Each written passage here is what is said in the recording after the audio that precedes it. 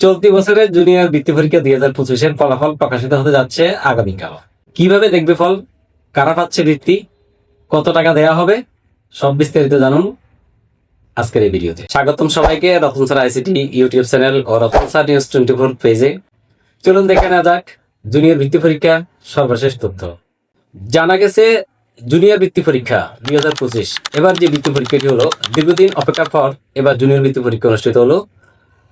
তো এর ফল প্রকাশ করা হবে আগামীকাল বুধবারে বেলা 11টায়। এ সময় নতুন শিক্ষামন্ত্রী ডক্টর আনম এহসানুল হক মিলনের কাছে ফলাফল হস্তান্তর করা হবে। সংশ্লিষ্ট কর্তৃপক্ষ এই বিষয়টি নিশ্চিত করেছেন। 2025 সালের এই বৃত্তি পরীক্ষা অনুষ্ঠিত হয় 5টি বিষয়ে: ইংরেজি, গণিত, বিজ্ঞান, বাংলাদেশ ও বিশ্ব পরিচয়ের উপর।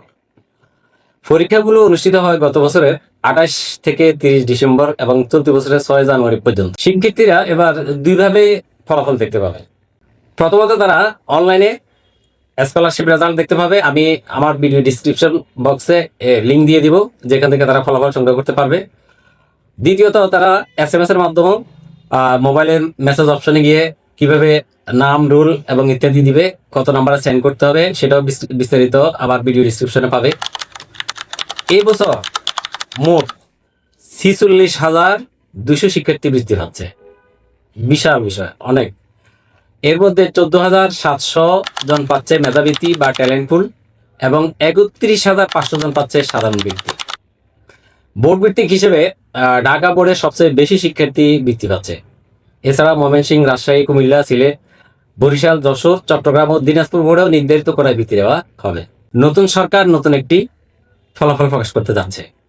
মেধাবৃত্তি শিক্ষার্থীরা বছরে এককালীন কত টাকা পাবে?